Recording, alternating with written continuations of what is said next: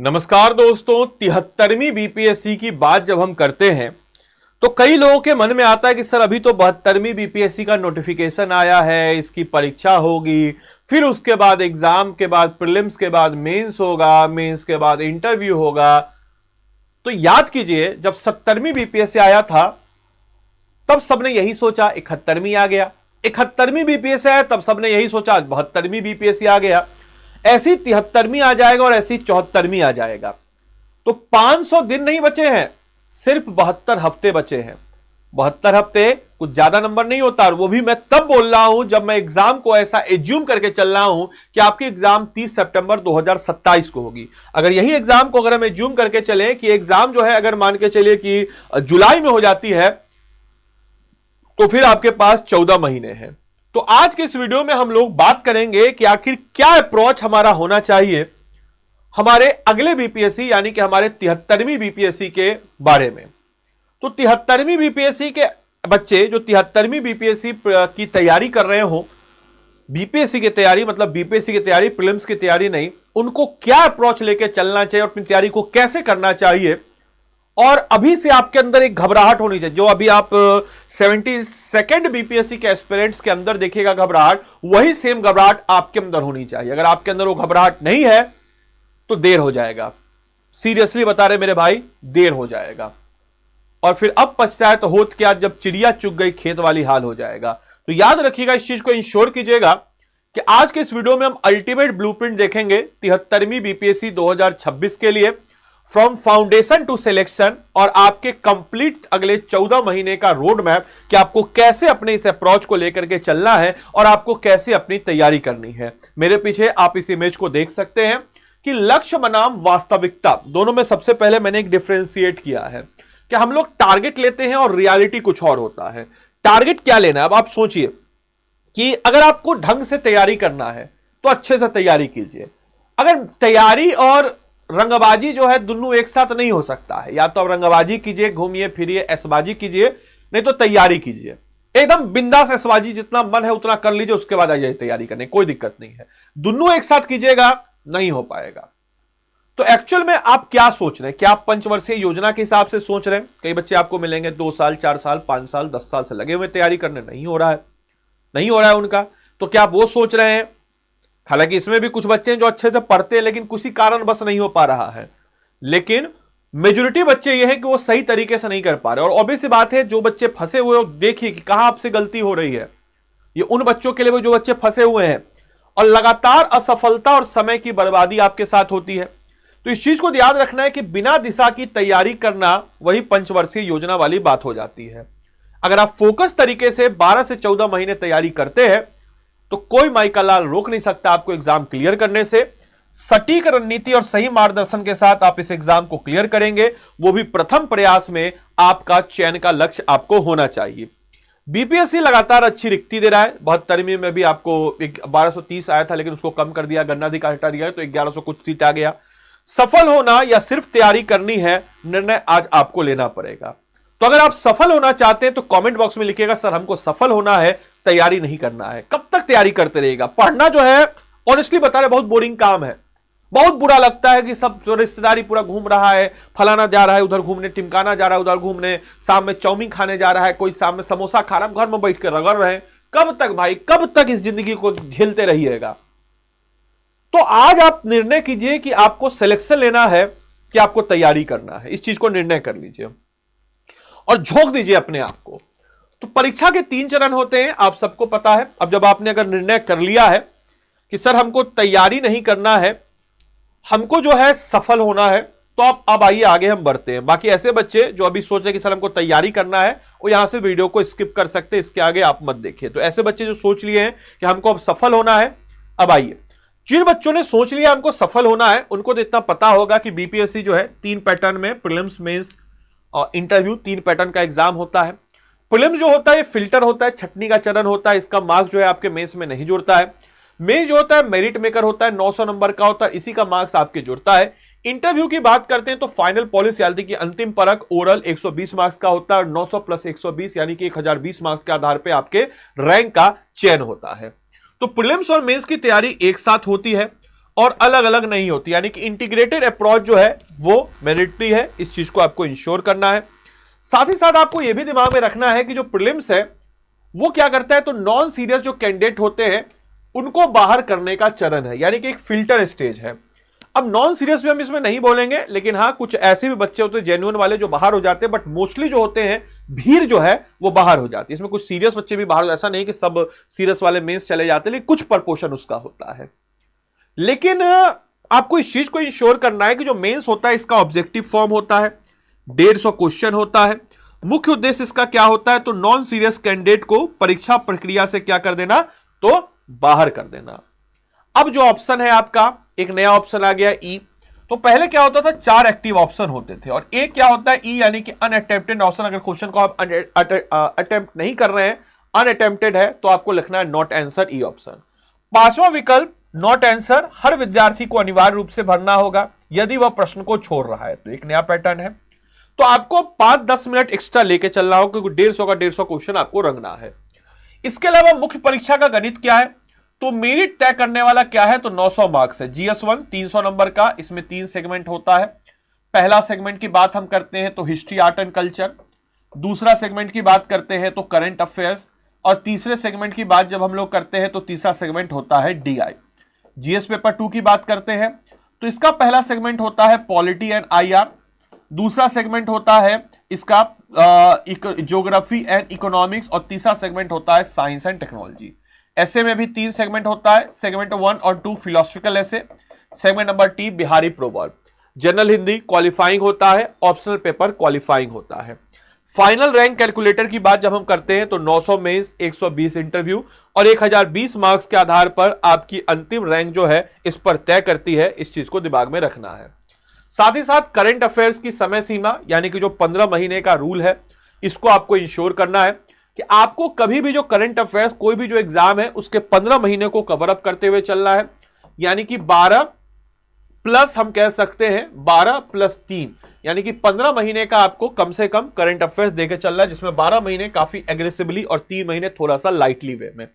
यानी कि आपकी परीक्षा, लेटर सपोज इमेजिन कीजिए कि आपको अगले साल परीक्षा जुलाई जो है, जुलाई 2027 में होगी परीक्षा, तो आपको इस चीज को इंश्योर करना होगा कि जनवरी 2026 से जून 2027 तक के एग्जाम को आपको देखना होगा। टारगेट एग्जाम्पल जैसे जुलाई 2026 का 2027 में आपका एग्जाम होगा, लेटर सपोज इमेजिन कीजिए कि 73वीं बीपीएससी, तो आपको देखना होगा। करंट अफेयर्स रटने का विषय नहीं, सबसे इंपॉर्टेंट देश और दुनिया की घटनाओं में खुद को जोड़े और जीवित महसूस करें कि दुनिया में क्या चल रहा है आपको पता होना चाहिए, यहां क्या चल रहा है, वहां क्या चल रहा है, इस तमाम तरह की चीजें आपको पता होनी चाहिए, और फिर जाकर के आप जो है उसमें खुद को जोड़िए। इसके अलावा न्यूज़पेपर, एक और कंसर्न आता है कि सर न्यूज़पेपर हम कैसे पढ़े, हमको इसका आइडिया नहीं है। तो न्यूज़पेपर कैसे पढ़ें, तो डेली 45 मिनट आपको प्रोटोकॉल बना के चलना है न्यूज़पेपर का, कि न्यूज़पेपर आप कैसे पढ़िए। तो मीडियम आपका अगर हम बात करते हैं तो जो भी आपका मीडियम हो, अगर दैनिक जागरण पढ़ रहे हो दैनिक जागरण, इंडियन एक्सप्रेस, जो भी आपका मीडियम है, दैनिक जागरण राष्ट्रीय संस्करण हिंदी मीडियम है तो, इंग्लिश मीडियम है तो Indian express for BPSC point of view बता रहे, द हिंदू मत पढ़िएगा, बीपीएससी पॉइंट ऑफ व्यू आपको बता रहे। हाँ, आपकी अगर बहुत अच्छा शौक है, अच्छी है, उसको पढ़ना है, पकड़ बनाना, तो हिंदू पढ़ सकते, but Indian express is good. Front page को पढ़िए, नेशनल ग्लोबल अवेयरनेस पता चलेगा। एडिटोरियल को पढ़िए, डीप एनालिसिस और पर्सपेक्टिव बिल्डिंग आपको मिलेगा, कैसे लिखा जाता है, क्या चीजों को प्रेजेंट करने का तरीका है। राष्ट्रीय मिनिस्टर यानी कि की कंट्री इवेंट्स को पढ़िए। Unnecessary political gossip, unnecessary stories, इसको मत पढ़िए। 30 से 45 मिनट रोजाना, उससे ज्यादा समय जो है आप मत लगाइए। किसके लिए, तो उससे ज्यादा समय जो है आप मत लगाइए न्यूज़पेपर को पढ़ने के लिए। इसके अलावा प्रमुख विषय की रणनीति यानी कि कोर मैट्रिक्स, जैसे कि अगर हम बात करते हैं हिस्ट्री, सबसे ज्यादा वेटेज हिस्ट्री का होता है। एंशिएंट मिडाविल यानी कि ओनली प्रीलिम्स, यानी कि केवल प्रारंभिक परीक्षा में आता है, तो बहुत गहराई में नहीं जाइए। जो प्रीलिम्स का फैक्ट है प्रीवियस ईयर क्वेश्चन के हिसाब से, कुछ कॉन्सेप्चुअल वाले, जैसे कि कुछ कुछ टॉपिक है इसमें भी हाई पोटेंशियल टॉपिक है, जैसे कि आजकल एडमिनिस्ट्रेशन से क्वेश्चन आ रहा है प्रीलिम्स पॉइंट ऑफ व्यू से, आर्ट एंड कल्चर से प्रीलिम्स पॉइंट ऑफ व्यू से क्वेश्चन आ रहा है, बिहुला बिस्सी आप देख लीजिएगा। इसके अलावा हम लोग अगर देखते हैं तो क्रोनोलॉजी से क्वेश्चन बनता है, तो उस क्रोनोलॉजी को देख लीजिए। मेंस प्रीलिम्स मेंस दोनों का है, तो स्पेक्ट्रम का उपयोग आप इसमें कर सकते हैं, और जो क्लास नोट्स वगैरह आपको मिलता है उसका उपयोग आप कर सकते हैं। साथ ही साथ पॉलिटी इकोनॉमी, राज व्यवस्था और जो आपका अर्थव्यवस्था है, इसके लिए आप करंट अफेयर्स को समझने के लिए और लिंक करने के लिए काफी महत्वपूर्ण होता है। तो पॉलिटी इकोनॉमी को तो आपको अच्छा कर, पॉलिटी इकोनॉमी आपकी अच्छी है तो आप अच्छे से न्यूज़पेपर को समझ पाएंगे। इन्फ्लेशन क्या होता है, इसके अलावा CRR क्या होता है, SLR क्या होता है, कुछ पार्लियामेंट्री मोशंस के बारे में अगर आपको पता है तो आपको अखबार पढ़ने में काफी ज्यादा सहूलियत होगा। ज्योग्राफी और साइंस के लिए NCERT आधारित आपको तैयारी करना है, ये आपके लिए प्रीलिम्स और मेंस दोनों पॉइंट ऑफ व्यू से बेस बना देगा। एक इंपॉर्टेंट प्रश्न, NCERT पढ़े या नहीं पढ़े, फाउंडेशन रूल, क्या NCERT आपको पढ़ना चाहिए या नहीं पढ़ना चाहिए? तो हम आपको बताते चले पढ़ना ही चाहिए, कुछ भी हो जाए आप NCERT पढ़ना ही चाहिए। नॉट इफ और बट्स, कोई भी इफ और बट्स नहीं, आपको NCERT पढ़ना ही चाहिए। टारगेट क्लास क्या करना है, तो 6 to 10th स्टैंडर्ड का, 11th और 12th का मेरिटी नहीं है, लेकिन आप ज्योग्राफी को 11th और 12th का कंसिडर कर सकते हैं, और कंसिडर अगर आपको एडवांस करना हो तो इकोनॉमिक्स भी आप कंसिडर कर सकते हैं। साइंस के लिए हम आपको एक हैक बताते हैं, जो इंग्लिश मीडियम के बच्चे हैं, ICSE बोर्ड का एक ग्रेट अल्टरनेटिव है। 6 to 10th का ICSE बोर्ड का साइंस इंग्लिश मीडियम में लेकिन आता है, आप पढ़ सकते हैं। हिंदी मीडियम के लिए NCERT है, क्योंकि ICSE बोर्ड जो है ये केवल और केवल जो है हम कह सकते हैं कि इंग्लिश मीडियम में ही रहता है, तो आप उसको देख सकते हैं। और या तो आप NCERT का कोई रिकॉर्डेड कोर्स है वो ले लीजिए, जैसे हम लोग का एक NCERT का रिकॉर्डेड है, वो आपको पेड बैच में मिल जाता है। तो अगर आप हमारे साथ जुड़ते हैं तो आपको मिल जाएगा, इसमें सारे के सारे NCERT का रिकॉर्डेड फॉर्म में आपको नजर आ जाता है, ये निःशुल्क मिल जाता है उसके साथ, इसलिए हम बता रहे हैं, इसके लिए आपको अलग से पे करने की जरूरत नहीं है। इसके अलावा याद रखिएगा एक बहुत इंपॉर्टेंट, कि जो आपका डायरेक्शन है वो बड़ा इंपॉर्टेंट है, और डायरेक्शन देने वाला भी इंपॉर्टेंट है। सोचिए हर अर्जुन को अर्जुन बनने के लिए एक द्रोणाचार्य की आवश्यकता हो। दुनिया में किसी भी महान व्यक्ति को अगर आप दिमाग में रख लीजिए, चाहे महात्मा गांधी हो, या फिर अगर सचिन तेंदुलकर की बात हम करते हैं, या फिर हम अगर बात करते हैं चंद्रगुप्त मौर्य की, हर इंसान के कोई ना कोई गुरु था, अलेक्जेंडर का भी गुरु था, अरिस्टोटल। तो आप सबको पता है कि हर इंसान को किसी ना किसी गुरु की जरूरत होती है। हर अर्जुन को अर्जुन बनने के लिए एक द्रोणाचार्य की आवश्यकता होती है, और बिना रणनीति की पढ़ाई, समय की बर्बादी, तो इसलिए सही बैच को चुनिए और अपनी यात्रा को शुरू कीजिए। हम आपको यह नहीं बोल रहे हैं, ये मत समझिए कि हम आ गए हैं आपको बोल रहे हैं कि बैच लीजिए लीजिए, आपकी इच्छा है, आप खुद से ये सब चीज कर रहे हैं, सही डायरेक्शन है आपके पास, कोई गाइडेंस है आपके पास, लेकिन गाइडेंस जरूरी है। बिना गाइडेंस के समस्याएं उत्पन्न होंगी, और समस्याएं से आप एग्जाम से दूर जाएंगे, आप सिर्फ तैयारी करेंगे, सिलेक्शन की तरफ मर जाएंगे। अब जैसे मैं आपको बता रहा हूं, आपको पता ही नहीं चलेगा कि NCERT में क्या पढ़ना है, किस हिसाब से पढ़ना है, क्योंकि NCERT तो एकेडमिकली 6, 7, 8, 9, 10, 11, 12 के बच्चों के लिए बनाई गई है। तो हम लोग जो इसमें देते हैं आपको NCERT रिकॉर्डेड कोर्स हमारे पेड बैच में, इस NCERT के प्लेटिनम वाले बैच में, इस NCERT के रिकॉर्डेड कोर्स में जो आपके BPSC एग्जाम के लिए या सिविल सर्विस एग्जाम के लिए इंपॉर्टेंट है, वो सब सारे फैक्ट है इसमें। तो NCERT रिकॉर्डेड बैच आपको इसमें मिलता है। साथ ही साथ हम अगर बात करते हैं तो इसमें हम 1100 प्लस घंटे की लाइव क्लासेज आपको कराते हैं, जिसमें हम लोग 950 मेन टॉपिक और लगभग 30,152 कीवर्ड्स को हम पकड़ते हैं। कभी आपको समझे कि BPSC में कितने कीवर्ड्स हैं, तो 30,152 कीवर्ड्स जो है, इन 30,152 कीवर्ड्स ऑल ओवर सब्जेक्ट में हर एक कीवर्ड्स को समझा करके, बुझा करके आपको 1100 प्लस घंटे की लाइव क्लासेज में आपको बहुत अच्छे तरीके से, बहुत अच्छे फीचर्स के साथ आपको हम तैयार करते हैं। अब जैसे मान के चलिए आप किसी एक टॉपिक को पकड़िए, जैसे लेटर सपोज कि मैंने आपको बिहार स्पेशल इसमें पढ़ाया, और बिहार स्पेशल में मैंने आपको पढ़ाया एक टॉपिक जिसका नाम है मिनरल्स इन बिहार, यानी कि बिहार के खनिज। अब मैं किस भाषा में पढ़ाऊंगा, तो मेरी जो लैंग्वेज होगी हिंदी इंग्लिश दोनों में समझाने की होगी। नोट्स कौन से भाषा में, तो इंग्लिश वालों को इंग्लिश में, इंग्लिश वालों को इंग्लिश में, और हिंदी वालों को हिंदी में। इसके बाद इस टॉपिक का आपको एक बैच में मेंटर अपॉइंट होगा, इंग्लिश वालों को इंग्लिश का मेंटर, हिंदी वालों को हिंदी का मेंटर। ये मेंटर आपको क्रक्स मटेरियल देगा। क्रक्स मटेरियल कौन से लैंग्वेज में, इंग्लिश वालों को इंग्लिश में, हिंदी वालों को हिंदी में। उसके बाद आपको मेंस का फॉर्मेट देगा क्वेश्चन का इस टॉपिक से related with sample answer, Hindi वालों को हिंदी में, इंग्लिश वालों को इंग्लिश में। आप उस आंसर को लिखेंगे, सबमिट करेंगे। उस आंसर को लिखने के बाद, सबमिट करने के बाद यू विल रियलाइज कि भाई उसमें कुछ कमियां है, वो आपको मेंटर चेक करके देगा। उसके बाद आप यहां पे आदि लाइव कोड लगाइएगा, तो आपको मेरी तरफ से एडिशनल मेंटरशिप मिलता है। अभी आपको कैसे लेना है, क्या है आदि लाइव कोड, ये भी आपको बताएंगे। देन उसके बाद एडिशनल मेंटरशिप मिलेगा, मैं आपकी कॉपी को दोबारा चेक करूंगा। दोबारा चेक करने के बाद यू विल रियलाइज कि आपके पास जो है मिनरल्स ऑफ बिहार का प्रीलिम्स और मेंस दोनों तैयार हो गया। और दोस्तों इसी को हम कहते हैं एक इंटीग्रेटेड अप्रोच, और इसी इंटीग्रेटेड अप्रोच के साथ आपको 950 टॉपिक्स और 30,152 कीवर्ड्स को हम कवर अप कराएंगे। इतना ही नहीं, इस बैच में इंडिविजुअल मेंटरशिप मैंने बता दिया। अब इस बैच में क्या होगा, तो आपके एग्जाम से ठीक 4 महीना पहले, 5 महीना पहले हम लोग इसमें लाइव प्रीलिम्स क्रैश कोर्स जो होगा, जो आपका पूरा प्रीलिम्स पॉइंट ऑफ व्यू से रिवाइज करेगा 72nd बीपीएससी प्रीलिम्स के पॉइंट ऑफ व्यू से, उसको हम इसमें कवर अप कराएंगे।